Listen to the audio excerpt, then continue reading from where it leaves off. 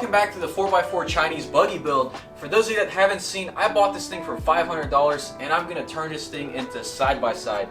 4x4, long travel, it's gonna have 100 plus horsepower. It's gonna be insane. I'm so excited. And let me actually show you the new engine that I got for this thing. So I traveled up north to Minnesota and I picked up the 700cc snowmobile engine, and these things pack a punch. So if I wanted to, I could hit houses at double the speed now. I really want to have reverse in this thing, and just looking at it, I don't know how I'm gonna do it, so I'm gonna have to figure that out as I go.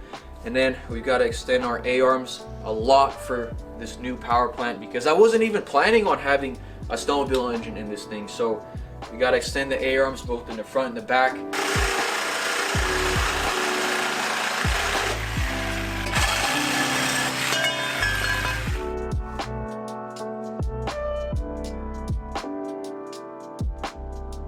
So here are the longer CV axles. These are actually off a Yamaha Rhino 660, and the diffs I'm using are off a Yamaha Grizzly quad. So it so happens that the axles are the same splines and they fit right in, which is really nice. We're gonna have to cut a lot of the structure out to make room for this clutch, which I think that should be no problem.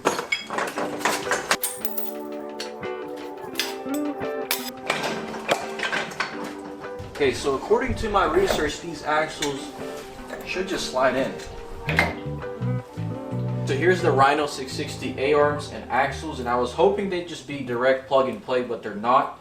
They actually do not fit even remotely close, so we're just basically gonna have to cut these up and make our own custom rear A-arms. Then we should be good to start mounting the engine up.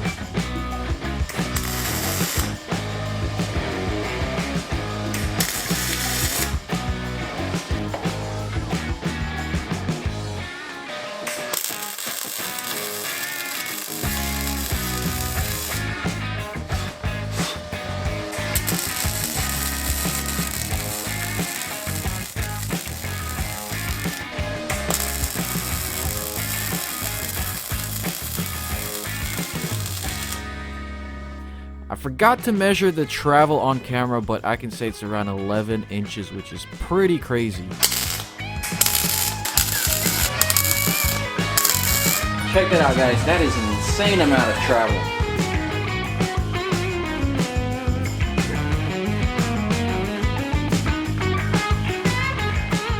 Alrighty guys, so I got the rear A-arms extended, and wow, does it look amazing. I'm so glad I took the extra step and did this. And for eyeballing everything, it came out extremely straight. I added some heim joints here so I can adjust the camber, and then I'm also going to be beefing up the lower control arm as well.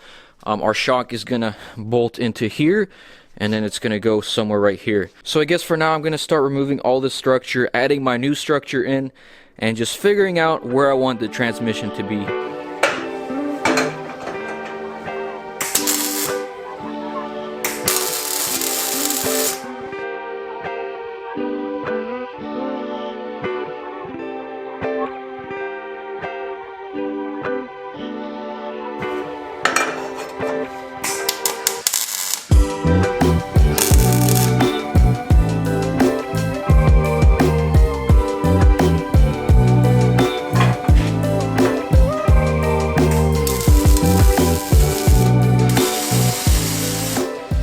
Kind of just a stiffener slash harness bar, because like I said, I'm cutting all this off to make room for the CVT.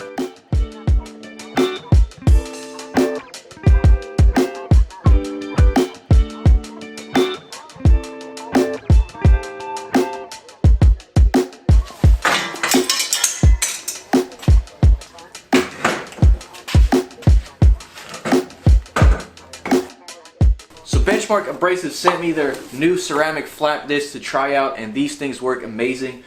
They sent me a whole bunch of flap wheels and grinding discs, so huge shout out to them. If you like to save money, you can use my code down below in the description, and it's definitely a lot cheaper buying these in bulk than going to the hardware store.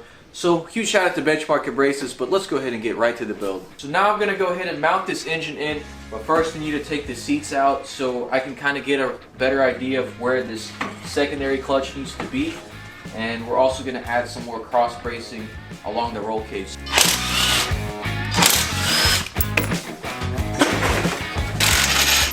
Taking out these dinky seat belts.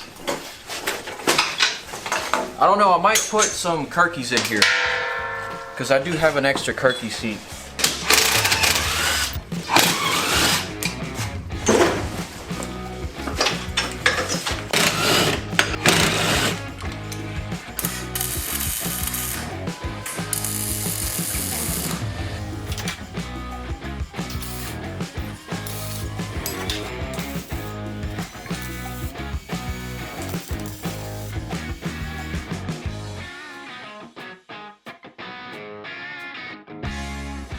Alright, so I got this box made. The engine is going to sit on top of this and it's going to get mounted on rubber bushings.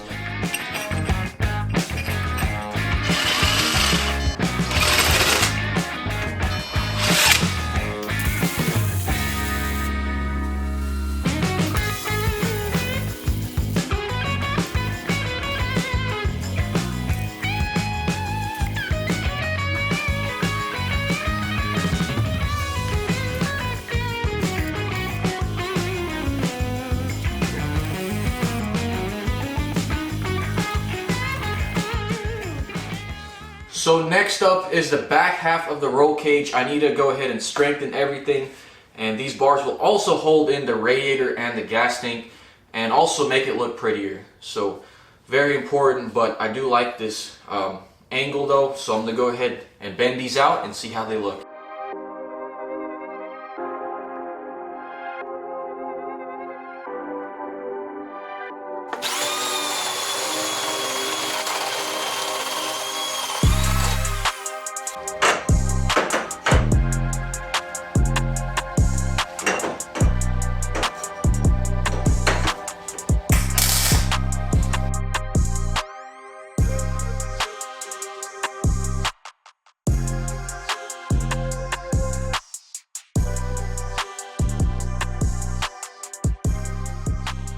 So I got my Civic radiator here.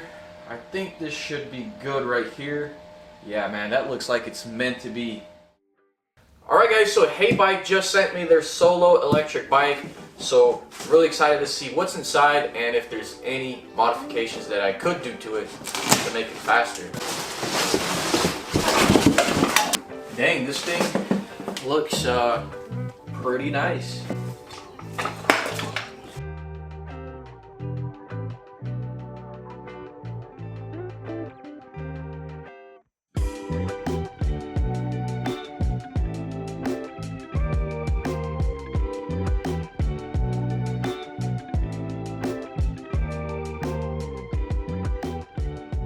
Alright guys, so I've put the electric bike back together and it's been probably a week and I'm not really too interested in electric stuff, so I just gave it to my sister. Now, what do you think about the bike? How many miles have you put on it so far?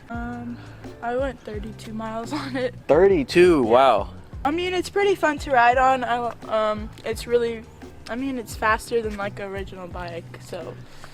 She was really begging to ride on my Grom, but like, it's too fast. It's just too fast for her, so I had to start her off with this. So yeah, huge shout out to Bike. This is their solo model. They have a few other models, and I actually had thoughts of putting a gas motor on here, so to make it electric and gasoline powered. I don't know, comment down below, what do you guys think? Would that be something you're interested in? But what is the top speed on this bike though? I mean, it said it could go 50 miles an hour, but 50? Yeah, that's what it said on the paper. Probably 50 kilometers.